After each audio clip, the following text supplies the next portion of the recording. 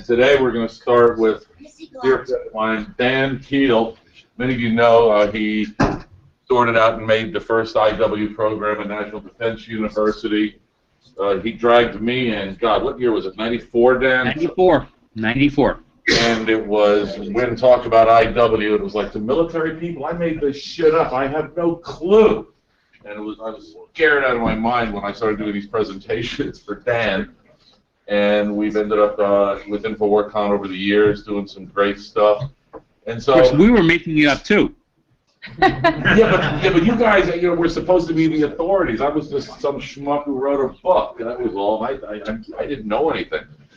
So Dan has been involved in education very heavily, and we were touching on yesterday some of the IA issues, skirting around education. And one of the things I asked Dan to talk about was the state of education, because we've got the problems in the private sector and the government sector. So at this point, I'm going to hand it over to Dan Kuehl. Dan, thank you so much for being here. Wish you were here. We all understand. I'm handing it over to you. All right, Wynn, thank you. Some of you will recognize some of the slides I'm going to show because I've used them for a while. But what really often surprises me is how often people have never seen them before, which is just a sign of the influx of people coming into, I'll call it, this field. If Betty has the title slide up there, I do. I call this an information strategy, and I'm going to lay out for you in a couple of minutes what I think should be in a national information strategy and why I think it needs to be part of a national security strategy. In what I always tell my students is the most important word I use with them, interconnected, because I think it is the interconnectedness of the world, and what we're doing right now is a wonderful example of that interconnectivity that's changing the world. Okay, next slide. As my one pathetic attempt at humor, I'm going to attempt to move you from the left-hand column, meaning Wynn's house, over to the right-hand column, which still may mean in Wynn's house. I'm not sure how much booze he laid on for all this, but you should start right now. And let's go to the slide that says target list, because there's three things that I want to do. I want to talk about information briefly, and I want to explain the concepts that I have for information as an element of national power. I want to talk about cyberspace and the cyber domain as different from the information environment and how that all plays into national security strategy. And then I want to talk a little bit about information and especially the educational piece that I promised Wynn I would touch on, because I think that there are some things that we do very, very well, and there are some things that we are doing abysmally poorly at, and unfortunately the parts we're doing the worst on are the most important parts, in my opinion. Okay, let's go to the next slide. It says Paradigm K. If we go back to those mid-90s, as Wynn was talking about, back at the School of Information Warfare and Strategy at NDU, I don't know that we were making this stuff up, but we were still intellectually grappling, we still are, with what this all meant and how we could capture it and how we could portray it in a format that would be useful to students and above. And I created this building block you see here, this Venn diagram, which really builds from the bottom up. At the bottom was a term that some of you will probably still recognize: command and control warfare, C2W. And I've always argued that C2W was the military building block for everything that came afterwards, because it's the stuff that the militaries of the world, not just ours, yours as well, and Sweden and our other NATO and bilateral allies and maybe some of our adversaries, recognize very clearly things that we need to be good at: electronic warfare, psychological operations, or what we're now calling MESO, things like that, things that service good old-fashioned blast, heat, fragmentation, and warfare.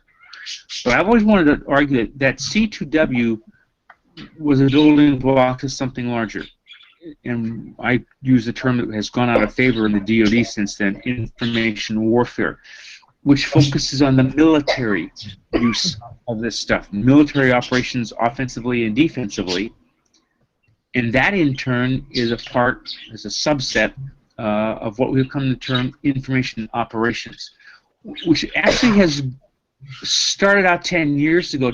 Information operations was a broader concept, I believe, that it has narrowed down to now. But what I really want to focus on is the big box that's around everything: information power, national level aggregation, the national level correlation of other elements of national power, economic, military, diplomatic, things that the civilian world is deeply involved in, to provide the nation state with the ability to use information as an element of power to support our security objectives. Next slide. DIME. There are a lot of different ways of capturing elements of national power, and this is not right. It's just the way that we have used it at National Defense University for the past 10 years, and that I'm comfortable with. And depending upon where you are, the different elements of DIME, whether it's diplomatic or informational or military or economic, will be more heavily emphasized than others. If we look at economic power, the relationship between it and information power was clearly recognized even as far back as the Reagan administration in the 1980s. If you look at political or diplomatic power, Radio Free Europe, the War of Ideas, stuff that we talked about in the 1980s and earlier than that. The synergy between information power and diplomatic political power is clear. It's there for all to see. Obviously, military. From the Russian concept of the military technical revolution, what we started calling the revolution in military affairs back in the 90s, what a while ago we were calling defense transformation, and I don't know what we're going to call it now. Secretary Hagel will probably come up with a new term for it. I want to argue that information power, while it is separate and distinct from and identifiable from and definable in comparison to other elements of national power, military, diplomatic, economic, it is deeply embedded within those and enables and supports all of those. But there's questions we have to pose. How well are these incorporated and integrated across the Department of Defense? How well integrated and supported are they across the United States government? How do we engage the interagency, for example, to do this? How well do we partner with our coalition partners and our allies and bilateral allies all over the world? And how do we and how do others incorporate this into national security strategies? Betty, if you go to the next slide. What is information power? A good 10+ years ago, as Wynn says, when we were wrestling with this, I tried to argue that if information power is the use of information, content, and the technology that delivers that content, which I'm going to go connectivity in a minute. We use them as strategic instruments on a global basis to affect global behaviors. And then another way of looking at it, we're all familiar in this audience, especially the national security community that's represented here. We're all aware of and comfortable with land power, air power, sea power. Okay, and if you go back and talk to those guys that wrote the Bibles on land power and sea power and air power, Giulio Douay, Alfred Thayer Mahan, etc., they took a fairly simple approach towards it, and their argument was, if I can use that environment for my benefit and to prevent an adversary from using it, that sounds like power.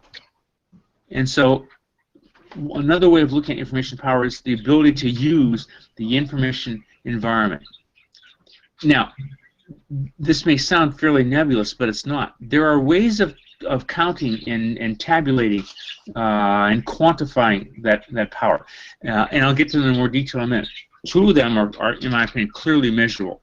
Connectivity, how well we link together people and organizations and countries to share information. And then the content, what gets exchanged through that connectivity.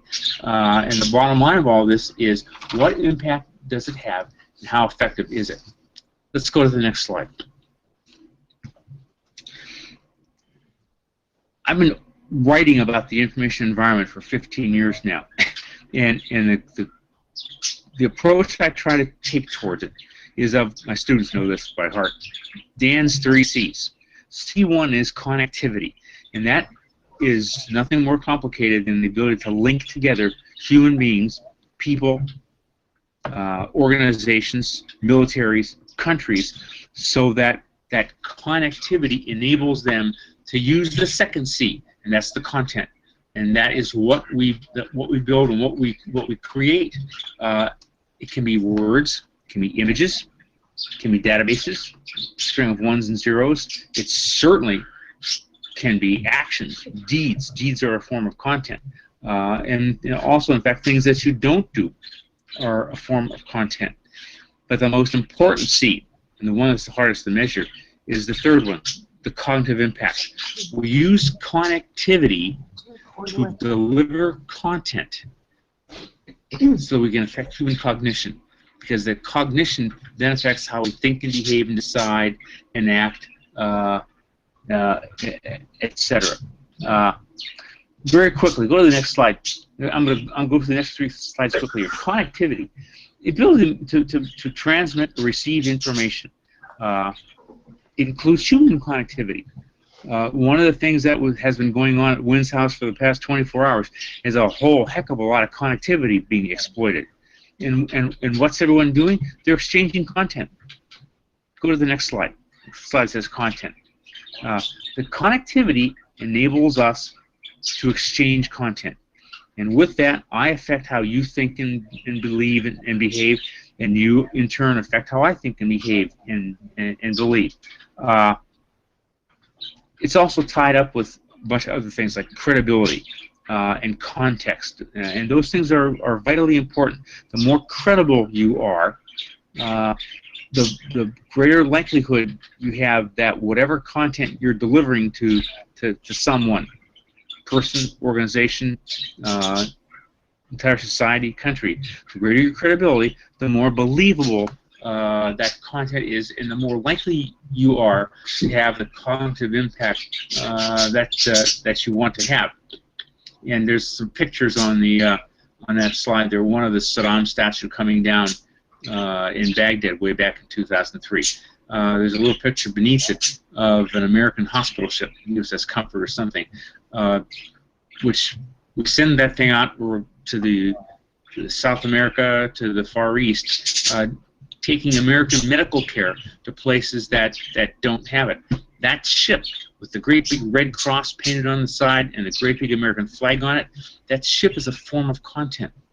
And of course, what the people on board that ship do, the doctors, the nurses, the medical personnel, the care that they provide to people in the Philippines or in South America, those actions are content. And let's go to the last one, the cognitive impact. Next slide. In some ways, that's the hardest one, because how do you measure this? How do we measure cognitive impact? There are ways of doing it, and I'm going to suggest for you that all 3 of these C's, connectivity, content, cognitive impact, are done better by the private sector than they are done by the government. This is one of the reasons why I think those of you who know me have heard me argue this for years, and I think this audience of Wynn's is probably particularly in agreement with it, that the private sector is the most important part of this. The private sector is the best at building connectivity. The private sector is the best at developing content, and the private sector is the best at measuring the cognitive impact, examining behavior and how attitudes change and how behaviors change in response to the attitudes, because you can observe behavior. You can measure the difference between behavior 1, before your content was delivered, and behavior 2, what happens afterwards. You have some degree of measurement there of what kind of impact that content has had, and that thing gives you a bit of a measurement of the cognitive. Okay, let's go to the next slide very briefly, because I do want to touch upon cyberspace. There's a great distinction. There's a strong distinction between cyberspace and information. too many people, I think, try to blend them together or equate them, and they're not. They're not the same. They on the left-hand side of that slide is the official DoD definition of cyberspace. On the right-hand side of the slide is the definition that I wrote for a book that we published at NDU a couple of years ago. And it starts out with, and I've emphasized this, a global cyberspace is a global domain within the information environment. There's two very important pieces to the way those definitions start out. One, a domain. The American Department of Defense has put a stake in the sand that cyberspace is a place where we operate for national security purposes. There's the air domain, there's the land, there's the sea, there's outer space, and there's cyberspace. So we have 5 physical domains in which we operate. And yet, remember it says within the information environment, cyberspace is a subset of the information environment that we've been talking about for the past couple of minutes here. Let's go to the next slide. That domain word is very important, especially in the United States military, because domains are how we organize armed forces. Armies operate on the land domain, Air Forces in the air domain, navies in the naval domain. Outer space is a domain in which a growing number of countries and militaries operate right now, and then, of course, there's cyberspace as the 5th one. The information is not a physical domain. It is an operational environment. Let's go to the next slide. I use my famous elephant.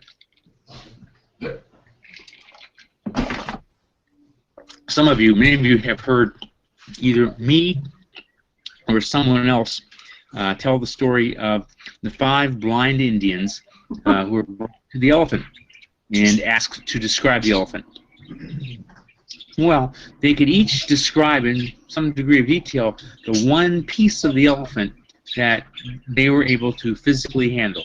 So one grabs the trunk and says, oh, an elephant is like a huge muscle. One grabs the tail. An elephant is like a small whip. One grabs an ear. An elephant is like a huge leaf flapping, in the wind. One puts his hand against the side of the elephant and says, "Oh, an elephant is like a wall." One grabs a leg. An elephant is like a tree. Well, every single one of them was exactly right in describing their particular piece of the elephant. They are completely and utterly wrong to say this is the whole elephant. And this is the problem that we in the American military have had and continue to have, and I would wager that some of yours do as well, is that we tend to try to describe the elephant, the information environment, cyberspace, in terms of the one particular piece that we have a hold of and that we deal with. And so what has happened over the years is that the various communities, you see some of them on the left, cyberspace, information operations, electronic warfare, psychological operations, or MISO, tend to view their community as this is the real information operation. For several years I've tried to argue against that and argue that no, they're nested within each other. And yet, it was a couple of my students, actually a whole class full of my students about 4 years ago, we were discussing this in class back at NDU. And they made the suggestion, which I learned more from my students than I ever gave to them, that they nest together, but in different degrees and different amounts depending upon the different circumstances of what's going on. We have electromagnetic pulse and directed energy, which, if you use the approach that I'm going to try to make towards cyberspace as being the electromagnetic spectrum, those kinds of things are clearly cyber, because cyber is defined by the electromagnetic spectrum. And yet there are other things done for information operations which are outside of the cyber or electromagnetic realm.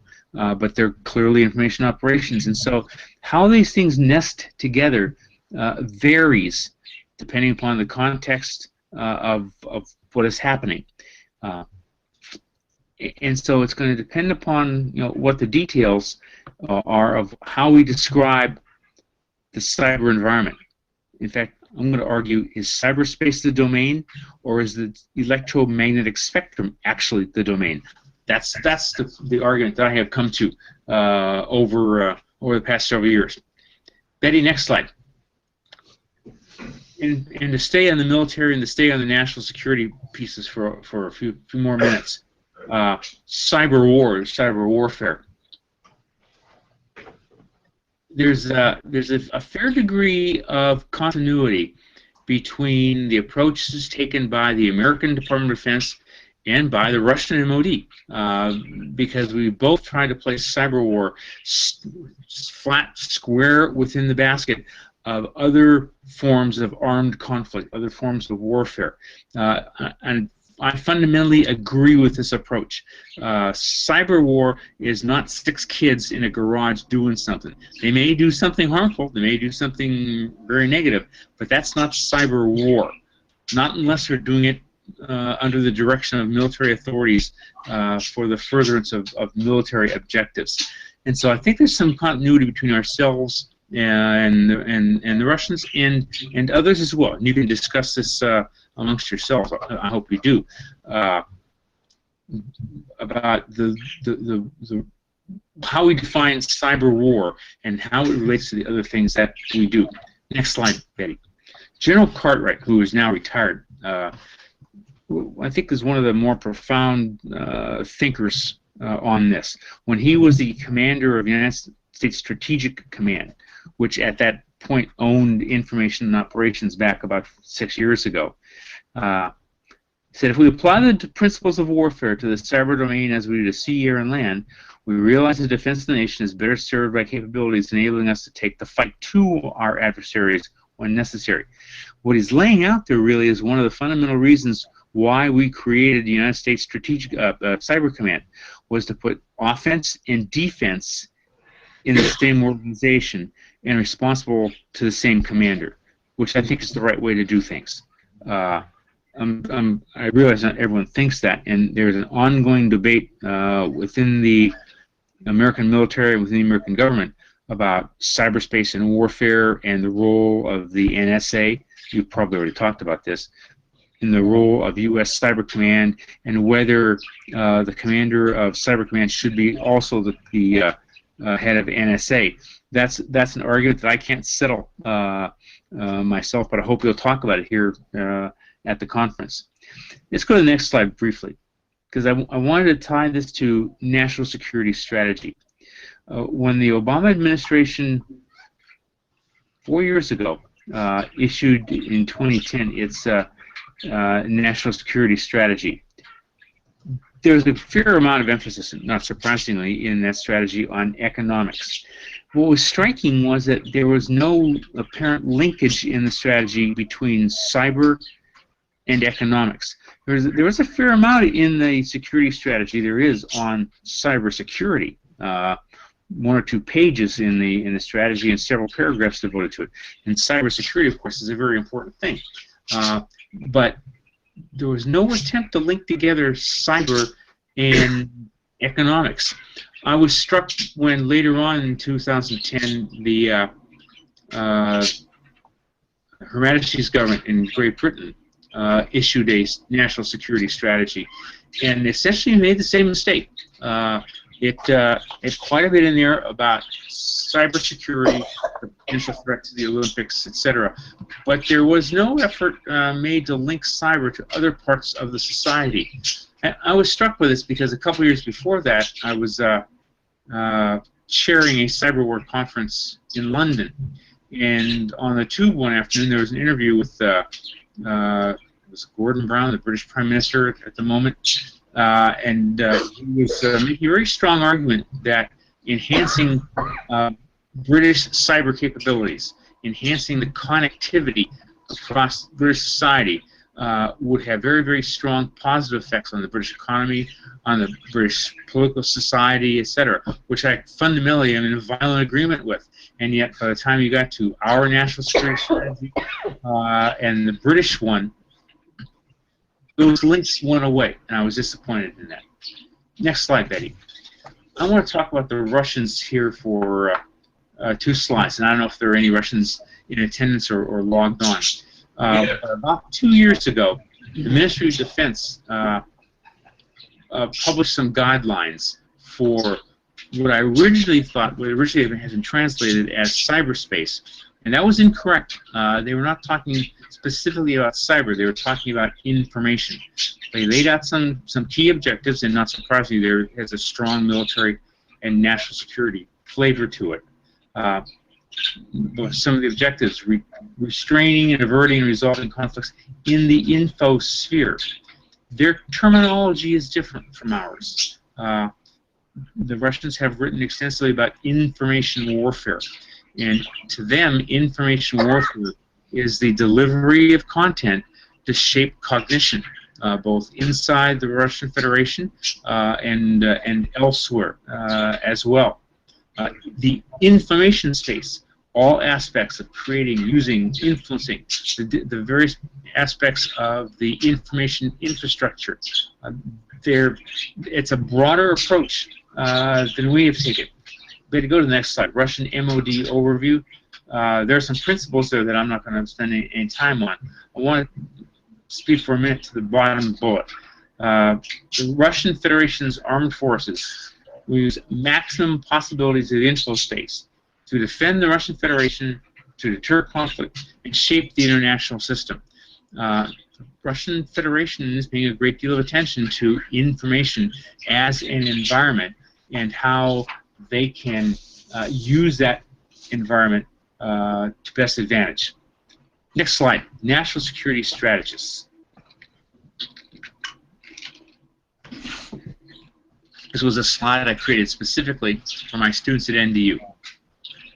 And it applies equally to the senior students that Lars and Ingvar have back at the Forsvarets Högskolan in Stockholm, and other war colleges some of you may be affiliated with. The job of a war college, in my opinion, is not just to prepare experts in military strategy, but to prepare people who think about national security strategy and how we blend all the different elements of national power: diplomatic, informational, military, economic, the DOD. How we blend those elements together to come up with national security. And so I always stress to my students at NDU that I was trying to prepare them to think about information as an element of national power and how they could best use it. Go to the next slide. Do we need more writings on land power? No, Napoleon did a pretty good job of writing about the art of war almost 200 years ago.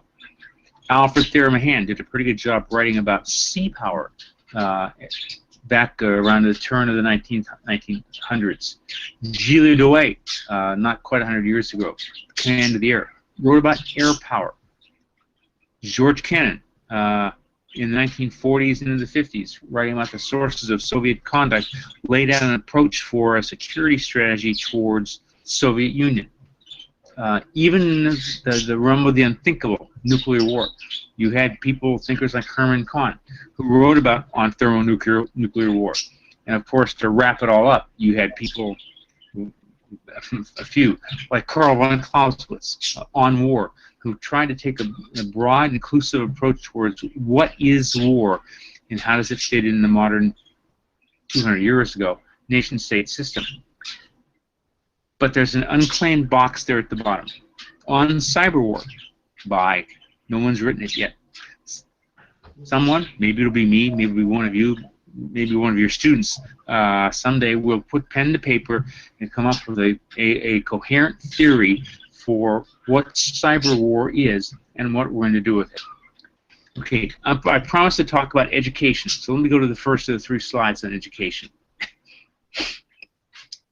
I'm going to suggest that we do very, very well in training and preparing information warriors. And that goes back to what I said earlier about command and control warfare. We prepare electronic warfare officers in all of our countries. We prepare psychological operations experts in all of our militaries. We are now preparing people expert in information assurance and cybersecurity. We do very well at the preparation of information warriors who can operate with and in some of those very specific niches of information war. We do pretty well now, better than we did 15 years ago, at preparing the information planners and the people that can take build an information operations annex and put that into an overall operations plan. It is recognized by the American military as an indispensable piece of that operations plan. We're doing better at that. What we're not doing well at, and I think this is very serious, is we're not preparing information strategists. We're not preparing people who think about the synergies of information and how it blends with economics or diplomacy or politics, and how it supports those other elements of national power and synergizes with them and makes everything more powerful. Okay, let's go to the next slide. Says information education. And here's some examples of why I worry. At the Army War College, about 2 to 2.5 years ago, up at Carlisle, Pennsylvania, they had a very active information operations element under Dennis Murphy. That element's gone. In a cost-cutting, cost-saving measure, the Army War College took its entire information operations entity and fired them. There's one officer that rotates in, and that officer has some degree of information operations background, but that's not the same as what Dennis had. At the Naval War College, Dick Kroll was there. They actually may have the best information operations presence right now. There's a fairly strong cyber expertise up there. We used to have the flagship at the National Defense University, and that's what I did there for 18 years. We took that School of Information Warfare that Wynn mentioned earlier. That was a year-long program, and after 2 years of that, we did away with it and formed an electives program, which I had the honor to run. The Information Strategies Concentration Program, and then for the last couple of years, the Information Operations Concentration Program, to emphasize information operations a little more strongly. However, that whole effort has been fragmented. Amy Zollman, who's a dear friend of mine, and she's an absolute expert when it comes to the soft dimensions of information and influence and psychological. And she's over at the National War College struggling to put information back into their curriculum. Over at the school that I was a part of, the now called the I College of the Information Resources Management College, the I College has picked up and taken the cyber piece, but they don't talk about cyber war. They talk about cybersecurity. And they talk about information assurance and information security. And so there's no one at NDU now who is approaching information as an element of national power on a broad, strategic sense, and trying to bring it. So let's go to the last slide. There's information education. Our colleges, our staff colleges and war colleges are based on domains. The services are based on domains. Air War College, Air Command Staff College, Army's Command and General Staff College at Fort Leavenworth. The job of the National Defense University is to cross those domains and to emphasize joint professional military education. We need that year-long approach now more than we needed it 10 years ago. But I'm not going to hold my breath, and I wouldn't suggest that you hold your breath waiting for it either. That's what we need to do. Okay, Betty, if you want to put the last slide, it has my my contact information. My email address is it's got my cell phone on it, which has been ringing here. I don't know who's calling me. And my last attempt to try to be humorous and suggest that we need to produce information strategists. That's our great need. I'm depending upon you guys to pick up the ball and carry it forward. When I'll be glad to try to answer any questions, or hopefully I've sparked some discussion that will go on for the rest of today and after that. I appreciate you giving me the opportunity to do this. I apologize. I am very sorry that I couldn't physically be there with you. I think all of you know, or some of you know, that I'm for a year and a half now fighting pancreatic cancer. Being at the year and a half point is a miracle. That puts me in a very small slice, and so I'm fighting with every ounce I have. I appreciate you letting me do this today. This is a form of therapy for me. What questions can I answer? And thank you, number one. I mean, that's tremendous. Thank you. Thank you.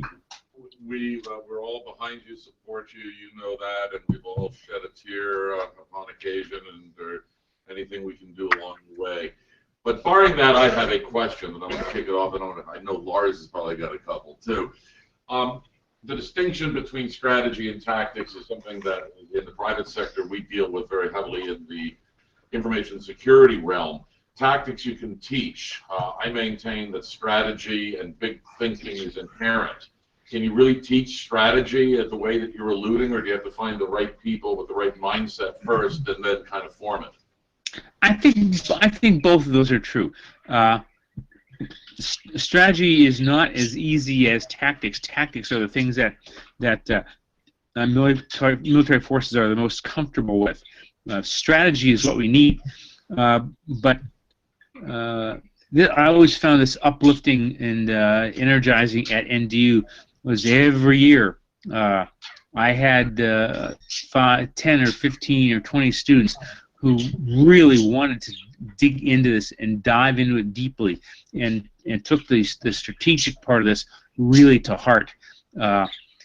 What it really takes there is a faculty that supports them in this, and an institution that supports the faculty in trying to teach this and trying to enable students to look at this. So it cuts across the board. We need institutions that can support the faculty's efforts to enable and enhance the students to take this on. Because if you give them the chance, they will explore this. Dave, I know you've been itching. Hi there, Dan. My name's Dave Massell. I'm an alumnus of Royal Holloway's Information Security Group, MSc. There are, in fact, 3 of us in the room now. Question. You said that we haven't got a definitive cyber definition of how to do the warfare. We had Timothy Taylor's brilliant presentations yesterday, which are not available remotely. Do you think there's a chance that that's already been written in Chinese? Boy, I'll tell you what. The Chinese take everything that we have written very seriously, maybe take it too seriously. But I think over the past 15 years, we've seen a steady stream of things that get written in the United States, and 2 or 3 years later, it gets turned back into Chinese for their purposes. They're doing a very good job thinking about this and thinking about it strategically. If any of you come from a diplomatic background, you're aware that the Chinese have been on a charm offensive in several areas of the world, trying to establish strong relations and good relations with those countries that they see as sources of critical national resources that they need to tap into. So they understand the role that information can play in this, and they take it very seriously. we've had the Chinese already send a panda to Scotland in advance of college separation. So thank you for your very astute comment. Dan? Yep. Lars here. The eternal question I always been putting to you the last 10 years about the relations between information operations and cyber operations doctrinally, the JP 313 versus 312. What's your take today? Has 313 and the promoters of that lost the battle? I feel strongly both ways. I think putting Cyber Command at the NSA was probably the right and logical thing to do, because there's such obvious synergies between the capabilities that the National Security Agency has and what Cyber Command is being tasked to do. So there's obvious reasons for putting it there. On the other hand, I think by putting it there, it has exacerbated and worsened the splitting apart of cyber from information operations. And the train that I see rolling down the track here in the United States military is not towards bringing cyber and info ops together. The train is the one that's pulling them farther apart, and that troubles me. That was the effort that I tried to make at NDU. Was I tried to drive students to think about the combining of those activities. I'm not sure anyone is doing that now. That, I think, is a problem. Dan, you want to follow up? Yep. No. Hey, Dan, G. Mark Hardy. I'm a retired U.S. Navy captain. I kind of got run over by that train. My argument toward the end of my career was that InfoWar and CyberWar should not be a J2 function. It should be a J3 function. For those who I agree. 3 being ops, 2 being intel. And I think what's happened is the ignorance and the arrogance of our senior officers, such that they don't understand it. They've flicked it onto the J2 saying, can you solve this puzzle? And J2 said, well, we think so. Well, how much manpower do you need? I don't know, 300 billets? You got them. I'm like, damn, we should ask for 500. The problem is we're not training our future generation of combatant commanders to think inside the wire. And we're going to take a hit sometime, and they're not going to know what to do. And we're going to delegate it to the analysts who are not trained to pull the trigger and make decisive combat decisions. And I think we're setting ourselves up for massive failure. Concur? Disagree, or what are your thoughts? No, I'm in violent agreement with you. It's unfortunate. I wish I could disagree, but I think that's the train we're going. I think putting again the placement of Cyber Command at NSA, which obviously a great big huge intelligence organization, exacerbates that problem. And yeah, the intelligence world is glad to put their hand out there and say, here, we want to put 300 bodies in my. I'll take 500, sure. I think you put the nail right on the head of one of our problems. There is that we have the wrong people running this. It should not be the intel community. And I don't say that to denigrate the intelligence community. We can't fight and win without them. Neither can anybody else. Intelligence is an absolutely vital aspect of every form of military power. But it's not the same thing as that military power. I would agree with you that either ops or plans, or some places where ops and plans are co-joined, is where this ought to be. I'm not sure how many places do that. And how do we get there from here without a catastrophe? I don't know. I've heard too many people offer the advisory that it won't get better until we see a catastrophe, and by then, of course, it's a tad too late. Unless we somehow need to inoculate our system, much like they do with a weakened vaccine, to help the human system do well, is it seditious to try to create some sort of a scenario that propels national decision makers to action in that direction, but without actually endangering national security? It's sort of a really, really thin line there. In other words, you want to fuck it up so we react. Yeah. Well said, Wynn. I think we need another eligible receiver 97. Does the term eligible receiver 97 ring a bell with everyone there? Oh, yeah. That was an exercise that the joint world carried out in the United States 15 plus years ago of a cyber attack on ourselves, an information warfare attack on ourselves, which scared the bejesus out of a couple of military commands because it showed that that the emperor's clothes weren't there; they were naked. I think we need another one or two of those to point out some of the weaknesses and some of the problems before someone else points it out for us. But that's almost like pointing out the hazards of cigarette smoking to a chain smoker. That's not going to cause the emotional, visceral change. It's only going to be an intellectual argument. There has to be an emotional change or stimulus before we make a system where people are going to let go of what they've made their successful career work on. And we keep some of those anti-smoking campaigns, I think they had impact when they put people on the screen who were visibly and obviously suffering from the effects. You know, people who had no throat, no voice box, had lost half their face to cancer, etc. And they were making the strong personal case for, listen to me, I've been through this. Maybe we need to do the same thing with info ops and cyber. Hi, I am Estonia. I've been this. You know. Yeah. Yeah, and let me follow up with another question. But when you wrote JP3 1398, the quote there, the ultimate goal is the human decision making.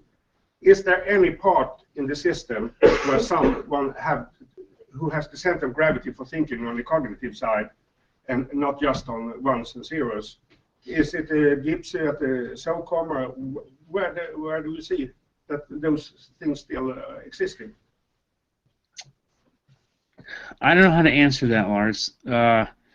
Human behavior is the ultimate goal, because you want to affect how humans. It might be one human, it might be a billion of them, or some range in between there. You want to affect how they do things, how they think and make decisions and act. And so it's the human cognitive response result is the ultimate goal. I'm just not sure how we get there from here. Well, Wynn, this was a pleasure doing this. I appreciate you giving me the opportunity.